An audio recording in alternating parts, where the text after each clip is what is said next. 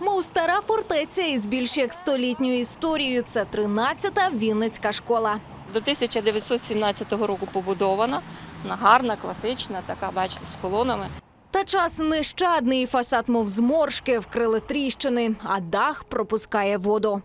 Дах закінчується, а там має бути, ми так розуміємо, ліньовка, правда? А вона все перегнила, вона ржава, вона в дирках.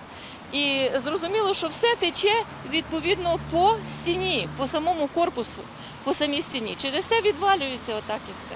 Для цієї школи вже розробили проєкт термомодернізації, тож скоро буде як нова копійка.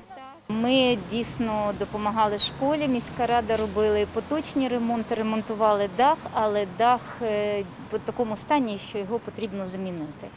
І тому ця школа війшла в перелік шкіл, дах яких буде робитися за рахунок кредитних коштів. Хочу нагадати, що кредит взятий для того, щоб здійснити термореновацію 13 закладів дошкільної освіти, 3 шкіл.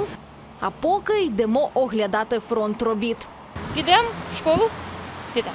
На вході усі проходять обов'язковий скринінг.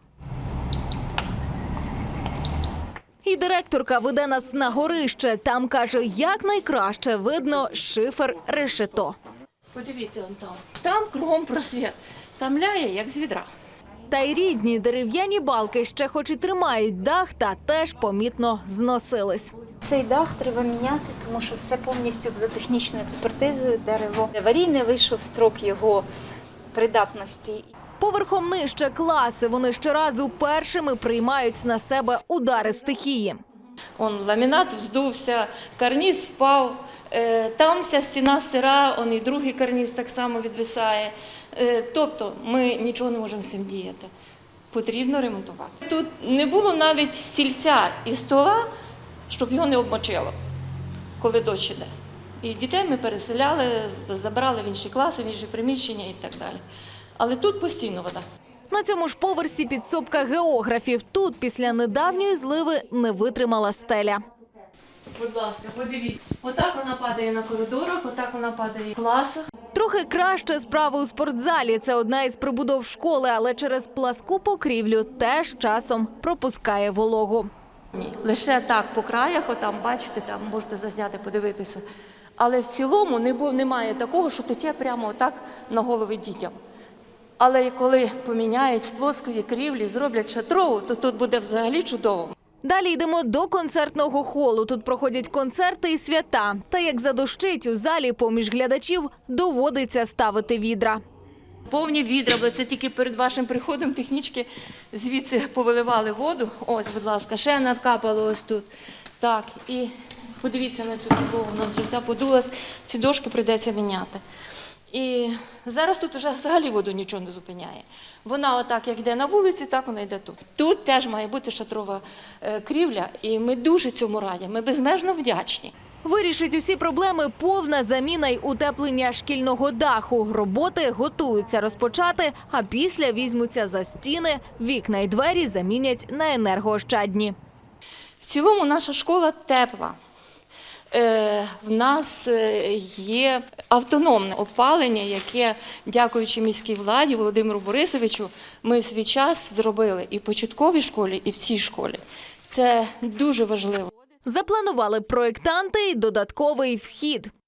Вони зробили ось тут вхід, і з цього входу можна буде теж дітям заходити до школи. Не тільки через центральний, а цей збоку. А ще фасад прикрасять мурали, збережуть автентичні колони, балкончик та ліпнину. Департамент капітального будівництва, який є замовником і який здійснює всі тендерні процедури і контролює будівництво, зумів зекономити кошти, і по розрахункам на дах школи є 9 мільйонів 110 тисяч. Нагадаємо, комплексна програма утеплення шкіл у місті працює вже 6 років. Рішення про утеплення 13-ї на останній сесії підтримали депутати міськради на чолі з мером Сергієм Моргуновим. У нас і була економія по кредитним грошам на утеплення наших закладів освіти. І в зв'язку з цією економією ми можемо направити кошти ще на один заклад, на 13-ту школу. В цьому році будемо робити дах цієї 13-ї школи. Тому в цьому році в нас буде вже не 10 закладів, а буде 4 школи і 7 дитячих садочків, тобто 11 закладів по програмі термомодернізації цих будівель.